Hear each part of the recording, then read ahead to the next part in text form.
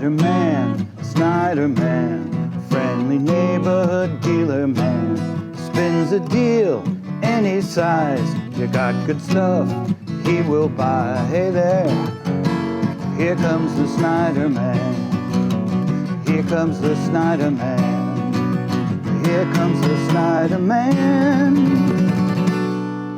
Snyder Man.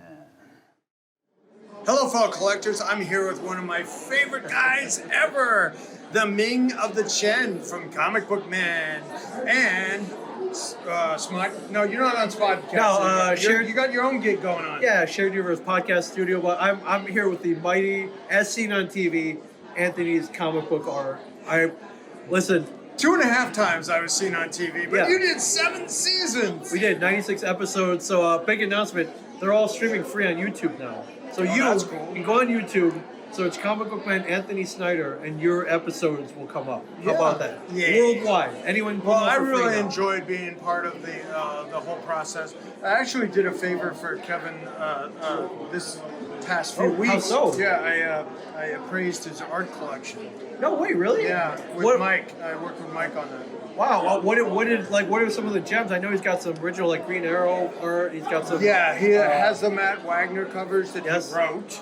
You know, Yes. that's the important thing. And I gave him COAs and appraisals based on the fact that he wrote it, he owns it, Yeah. and it's from his collection. That's pretty unique. How many creators do you meet like with that kind of like they created the art? They wrote Yeah. what became the art. Like how many of those people do you meet on a yearly basis? Well, based on the fact that I rep, Oh, okay, a SR lot. Mix and I'm an artist rep. Yeah, I have that experience. But the thing about covers is that goes through an editorial process more so than the actual writer. The writer may not have anything to do with the cover. Right. Because the editor will decide what goes on the cover. Yeah. Yeah. So like when Esad is doing a painted cover for Marvel, he'll do like 4, maybe 8 ideas that he has, like sketches. They're what I call sketches. Right. Raw sketches. Yeah. And not a drawing. I mean, there's different stages. There's thumbnails, there's sketches, there's drawings. Anyway. And then those will go to the editor. And then they'll say, yeah, let's go with this one. And then that's the one he'll paint. Right. Now, they pretty much leave him alone with his painting process, which is the way he wants it.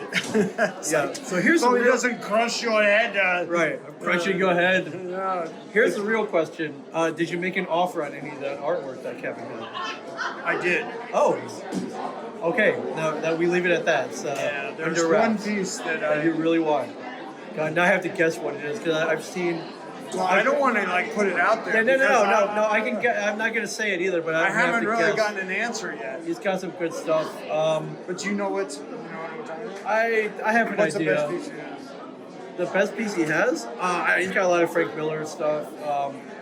Yeah, let's leave it at that. Okay, we will. Okay. Okay. Yeah. Although I think, and it is comic art, but not really. But the one piece that he has that is, in my mind, priceless. Let me the cast signed art from the Mallrats, right? Or which one? You're close? You're close. It's the original Drew Struzan painting of the Drew Mallrats Struzan. cover. It's Okay. Well, that's in his house. he bought the original. Yeah. And Drew Struzan's. He's never going to iconic. sell it. Yeah, no, nor should he. No, this is stuff that he was just thinking about selling. Okay. Yeah. At a certain Okay. point. Yeah. Maybe down the line. I love Kevin, his original art. He wants it appraised.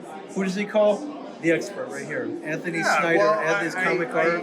I appreciate that. The expert, as seen on TV of comic book. And your friend Mike facilitated that Yeah. as well. And I appreciate being part of the extended family. Let's say. Oh yeah, for sure. I mean, listen. I'm like a second cousin once removed or whatever. we don't mess with these fly by night people. We go to the experts, man. Yeah, So, well, Anthony. you've always been effusive or whatever that word is about. Effusive, ebullient, whatever, Yeah. enthusiastic, all the E's. I do have the largest art website in the country Yes. by volume. Yes. and I cater to all different kinds of price points, which people appreciate. And like we're getting out, probably selling about 100 pieces a week, right, Rich? Right. Yeah, about 100 pieces a week go out, and that's sometimes during like Bill Cox from Comic Art Fans that I do my Dueling Dealers show with. He posts this list, the top 10 list of like dealers who sold stuff. Yeah. And there are weeks where I've sold more pieces than the other 9 combined. This is why we go to you, my friend. More, and it's Why we go to you. more often than not. That's true, and I appreciate that. Look, this is all stuff that I picked up at this shop. At that whole stack? This whole stuff. That's crazy, dude. Yeah. So In like people basically come to me, like 6 hours, you picked up all this. Yes. You're insane. I love it. yes. That's why I have the biggest website by volume, because there are $50 pages in there. There's $500 pages in there. There's $1,500 things in Right. there. And pretty much that's the range. I'd have to look to see if there's anything better. But, you know, I have the staff, and I'm willing to carry the staff that will facilitate that kind of business, you know, because... More importantly, though, we know you have the knowledge. So Yeah. we, that's what we're paid for. I man. put it out there, you know, because sometimes, you know, look, I've done 6-figure deals, and I've done deals where a guy needs time payments for $100 pay. Yeah. And again, no one else in the country is willing to like have that kind of diversity or customer service. Like Rich deals with my art, Yeah. and Bobby deals with the art, and between the two of them, we run the art business. You know, Mario here runs comics and inventory on the eBay store, and you know, then we have 10 other people that are all part of that process. You know, for that art, for this piece of art to get sold, you know, I have to buy it. Bobby, I have to price it. Bobby has to scan it. Yeah. Bobby has to post it on the website. Right. Then Rich has to put it away. Then somebody has to order it. Then Rich has to go pull it. Right. And then it has Package to it, ship it. Then it has to go to my QC guy, who keeps track of it and like make sure it's right. Yeah. And then it goes to the packaging guy. Then it goes to the labeling guy, and then it gets picked up and taken out. Yeah. So it's like, you know, it's not. It's a process. Yeah, it's a process. But you've got it down. it's- You've been and through this for- when you say like, oh, you got the machine, like a lot of people say, oh, you got the machine to handle it. You know, it's like, yeah, but I also have the payroll. Right. Yeah. So Payroll wait. So is- as of now, how long you been doing this? 30 years. Wow. Wow. Congratulations. Yeah, 30 30 years. Yeah, That's a long time. Because my wife and I moved back to New York when I was a photographer, and she was a model. When, you know, we were both much younger. That was 30 years ago. Sharon had just turned like 21, so she was with Wilhelmina, like a really legitimate modeling agency. Oh, yeah. And I was working as a photographer. So, you know, my photography career grew, and I was doing this on the side, and then 9/11 happened and basically destroyed my advertising career. And at that same time, we had just moved out of the city. Sharon had gotten pregnant. I mean, so there was a lot of pressure during that time to make ends meet. And, you know, a lot of sacrifices had to be made. I'm like, well, what sacrifices did you have to make? It's like, well, I had to sell my personal collection. Yeah. And my personal collection could have been worth $10 million now. Yeah. And Now. stuff I don't have, you know, like, because stuff is double, triple, Right, yeah. quadruple. Yeah, for You know, sure. I don't even, what is 10 times?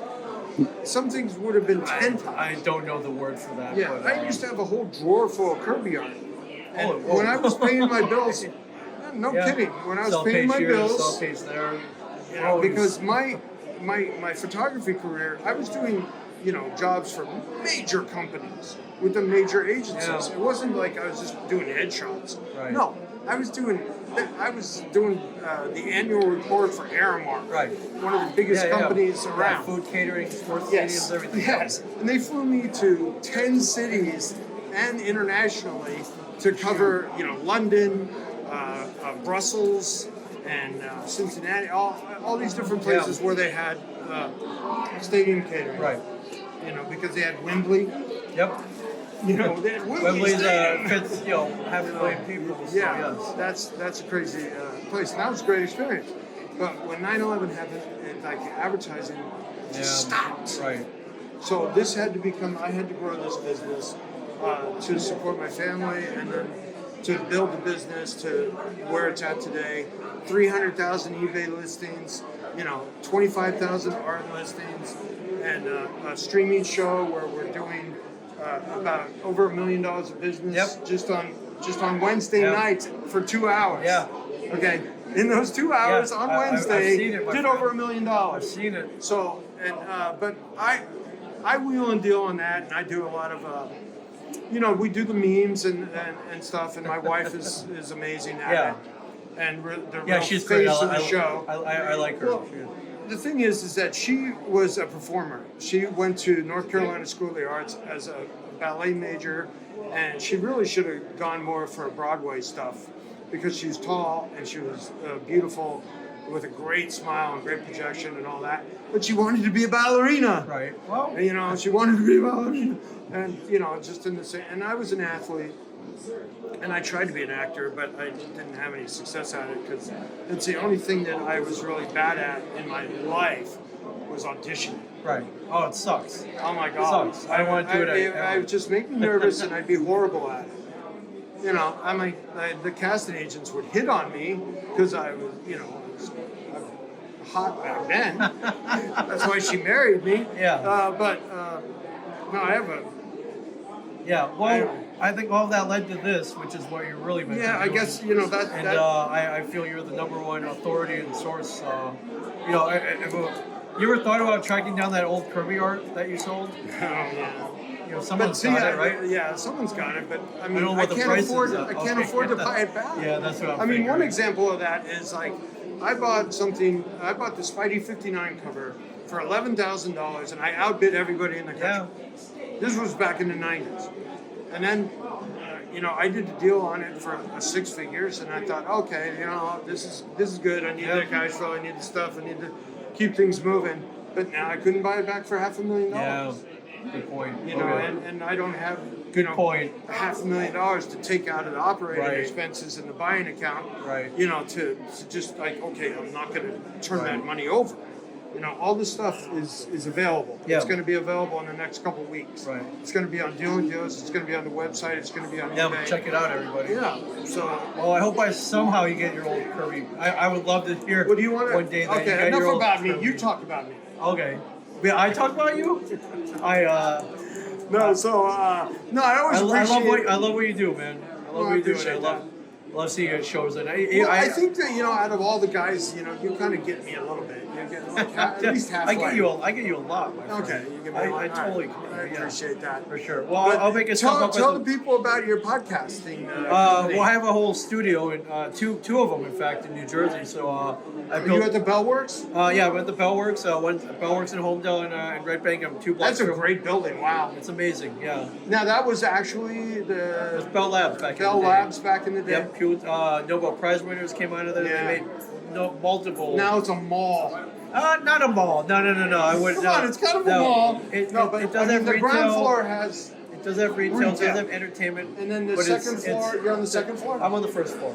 Oh, you're downstairs. Yeah. Okay. But to call it a mall would be like calling Elle McPherson like a Tinder date or an Instagram model. No. Man, you're dating yourself. Yes, I am, but she still looks great. So. Oh my God. Yeah. No. Yeah, but I've set up 2 studios where I help people launch or record podcasts. So. All right. So you actually like mentor them and I teach classes. Teach classes. I encourage them. I help them market. Really? I want them all to be successful. So, but that's awesome. Yeah, that is fun. awesome. It's fun. Yeah. Maybe that's something we can do today. I would love for you. I want to do a podcast with you where we're talking about the business of collectibles.